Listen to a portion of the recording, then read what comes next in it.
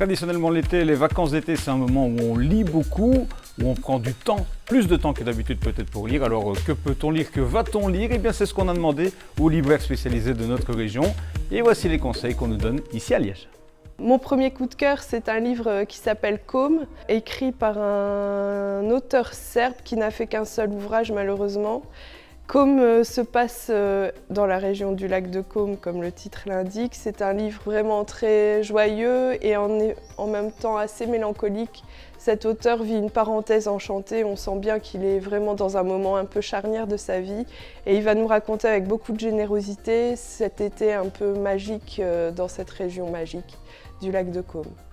Ensuite, je vais vous parler du dernier volet de la trilogie de David Karkit, autour de son personnage d'un linguiste. C'était une trilogie, moi je n'ai pas lu le premier tome, on peut tout à fait commencer par le tome 2. Là c'était Une putain de catastrophe qui est maintenant sorti en poche et qui est un petit chef-d'œuvre d'humour grinçant. La suite des erreurs ont été commises et dans le même genre, toujours très grinçant.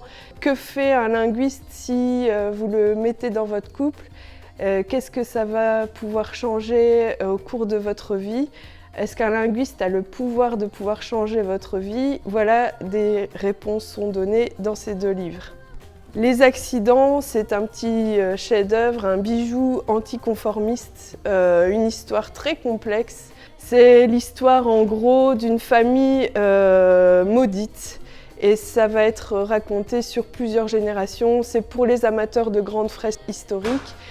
Qui est un genre qui est assez agréable pour les vacances. Voilà, ça c'est Les accidents de John Ray. Moi, Jean Gabin, Goliarda Sapienza, c'est une auteure trop méconnue encore qui a écrit son grand chef-d'œuvre qui s'appelle L'Art de la joie. Mais je vais vous parler de celui-ci qui est plus petit, Moi Jean Gabin, un petit bijou solaire qui se passe à Catane, en Sicile.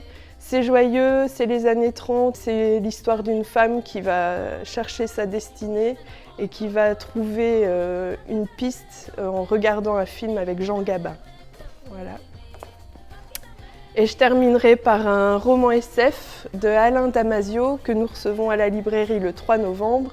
La Horde du Contrevent, c'est une sorte de roman à la Tolkien, Le Seigneur des Anneaux.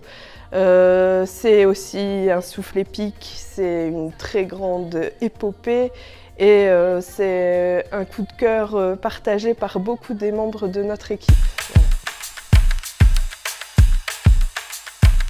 La lecture, l'un des plaisirs, c'est aussi celui du partage. Alors si vous aussi, vous avez des conseils lecture à nous donner, eh bien n'hésitez pas à nous les fournir en commentaire de cette vidéo ou sur notre page Facebook. N'oubliez pas de poster une photo de la couverture du livre dont vous aviez envie de partager le contenu avec nos internautes.